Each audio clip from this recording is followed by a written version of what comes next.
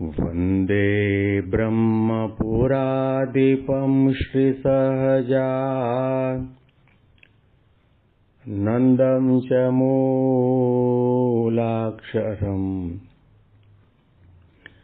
श्रेयस्कारणसद्गुणैकनिलयम् श्रीप्रागजिह्वावत ब्रह्मोपासनधारकं गुरुहरिं यज्ञं तथा योगिनं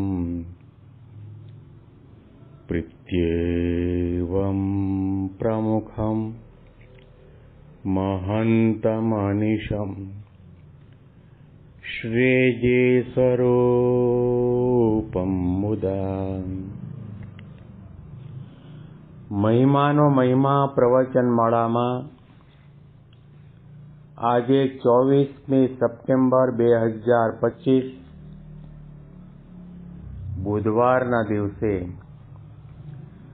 તમામ સંતો હરિભક્તોને મારા સાષ્ટાંગ પ્રણામ.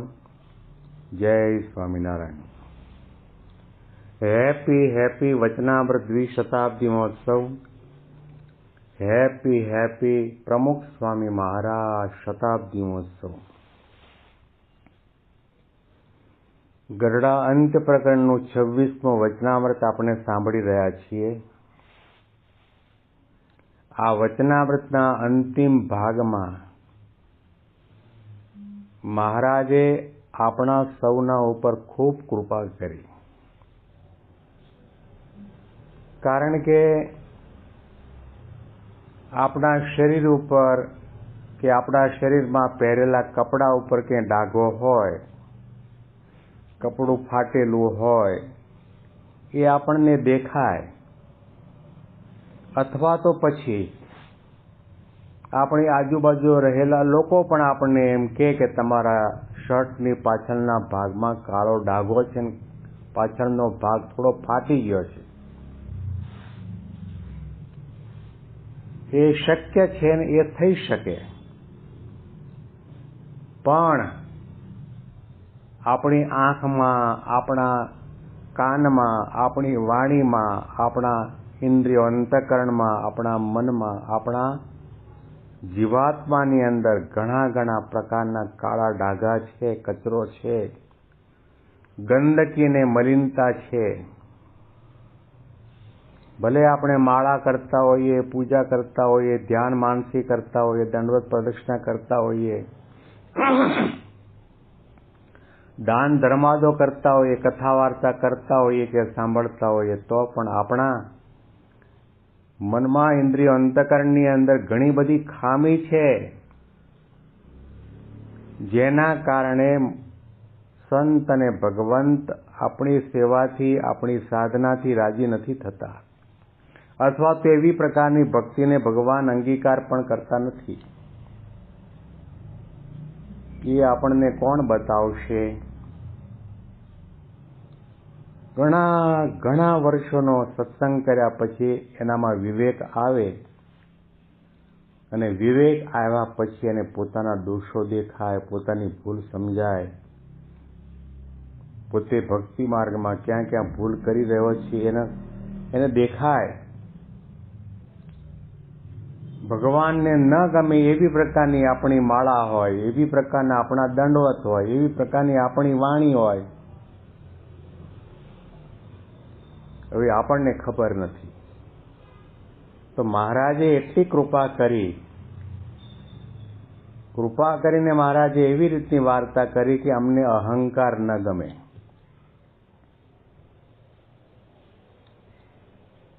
મોંઘાદાટ કપડાં પહેર્યા હોય, કપડાનો પણ અહંકાર હોય.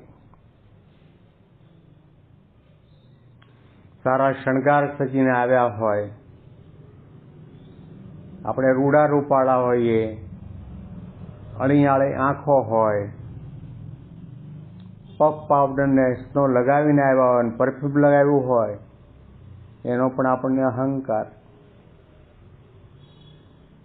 આપણે કોની આગળ ક્યારે અને કેવા પ્રકારનો અહંકાર કરીએ છીએ એની ખબર નથી.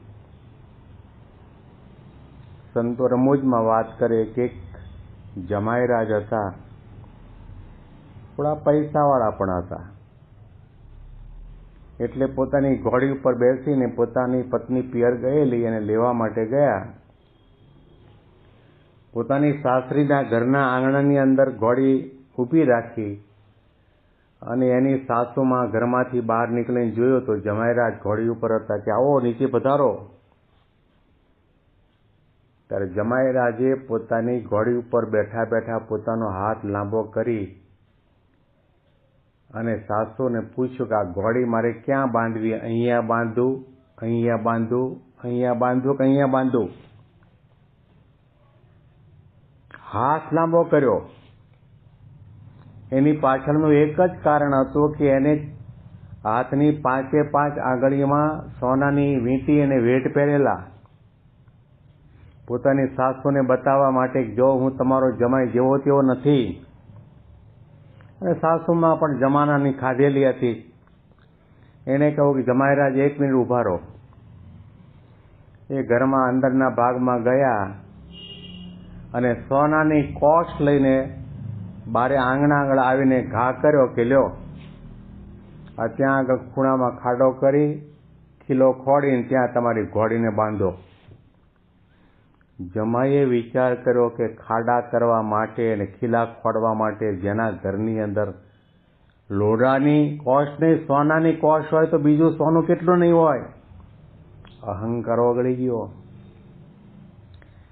એમ આપણે પણ નાની એવી મીણબત્તી ને નાનું એવું ટમટમ્યું દીવો લઈ અને સૂર્યની આગળ જઈએ છીએ અને કહીએ છીએ દેખ દેખ મેરા ટમટમિયા મેરા મીણબત્તી है कितना मैं प्रकाश देता हूं. अरे પણ ત્યાં સૂર્ય છે. સોનાના પર્વતની આગળ આપણે નાની એવી 1/2 ગ્રામની વીંટી લઈને બતાવી દેખ मेरी पास सोना की वींटी. અરે સોનાનો પર્વત છે. મહારાજ કે અમને કોઈ પણ પ્રકારનો અહંકાર ગમતો નથી. ભક્તિનો અહંકાર, ત્યાગનો અહંકાર, સાધુતાનો અહંકાર, નિયમ ધર્મ પાળ્યાનો અહંકાર, તપ કર્યાનો અહંકાર, સમજણનો અહંકાર, બ્રહ્મપણાનો અહંકાર, ઘણા ઘણા પ્રકારના અહંકાર છે. મારા જેવો કોઈ જ્ઞાની નહીં, મારા જેવો કોઈ ગાયક નહીં, મારો કંઠ બહુ મીઠો છે.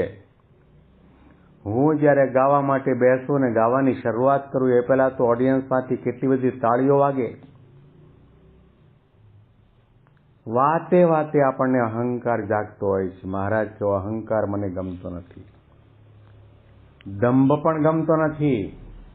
આપણને ખબર જ નથી આપણામાં દંભ છે કે નહીં, અહંકાર છે કે નહીં, ઈર્ષા છે કે નહીં.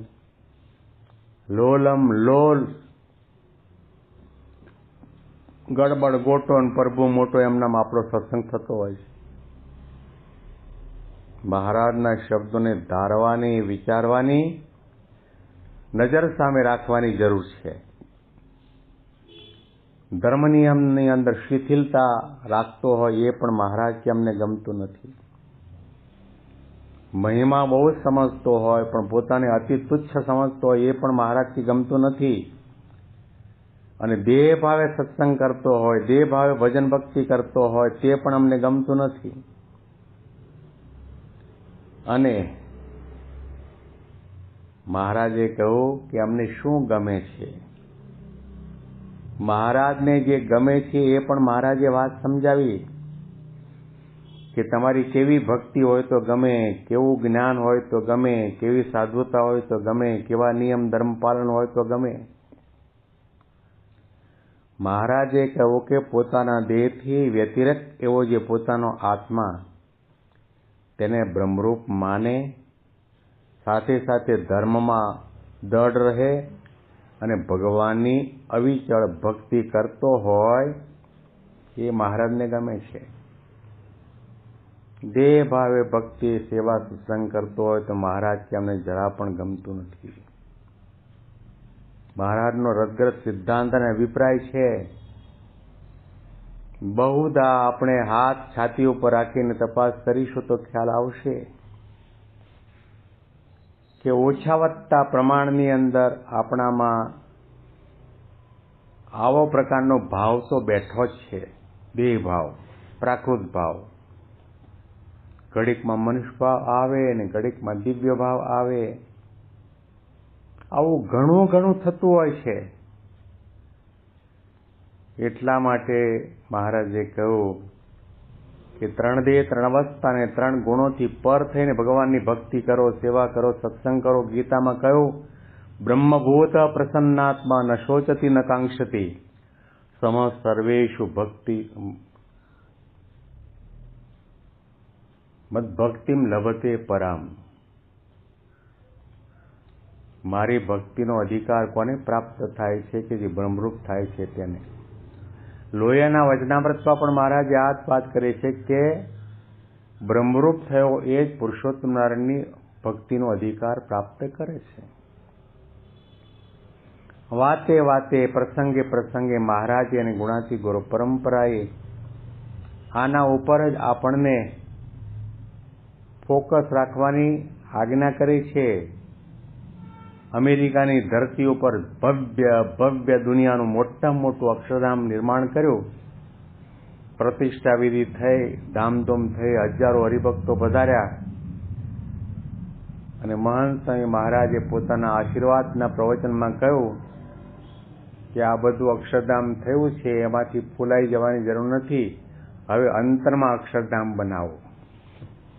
અંતર અક્ષરધામ, આપણી આંખો અક્ષરધામ. અક્ષરધામમાં શું છે? મહારાજ અને મુક્તો. ત્યાં માયા છે જ નહીં, સ્વભાવ છે જ નહીં, કામ ક્રોધાદી દોષો છે જ નહીં. એમ આપણું જીવન પણ અક્ષરધામ તુલ્ય બની જાય, વાણી અક્ષરધામ તુલ્ય બની જાય, જ્યાં મહારાજ મુક્તો સિવાય બીજું કંઈ ન મળે, કંઈ ન મળે, કંઈ ન મળે. આના અનુસંધાનમાં વિશેષ મહિમાની વાતો આપણે આવતીકાલના પ્રવચનમાં સાંભળીશું. તમામ સંતો હરિભક્તોને મારા સાષ્ટાંગ પ્રણામ. જય સ્વામિનારાયણ.